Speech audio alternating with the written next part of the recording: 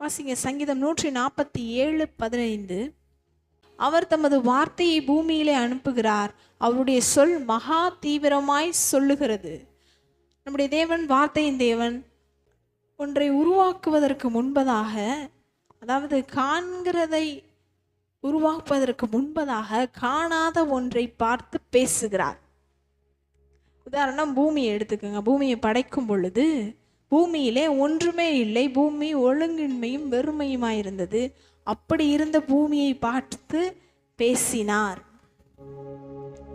இப்ப நம்முடைய தேவன் காண்கிற ஒன்றை உருவாக்குறதுக்கு முன்பதாக காணாத ஒன்றை பார்த்து பேசுகிற தேவன். ஒன்றும் இல்லாததை பார்த்து தான் பேசுறாரு. மனுஷனை படைப்பதற்கு முன்பதாக, இந்த பூமியை உருவாக்குறதுக்கு முன்பதாக இந்த பூமியில எதுவுமே இல்லை. அப்பொழுது காணாத ஒன்றை பற்றி காண்கிற ஒன்றை படைப்பதற்காக பேசுகிறார். அதுதான் அந்த வசனம் அழகா சொல்லுது. தன்னுடைய வார்த்தையை பூமியிலே அனுப்புகிறார், பேசுகிறார்.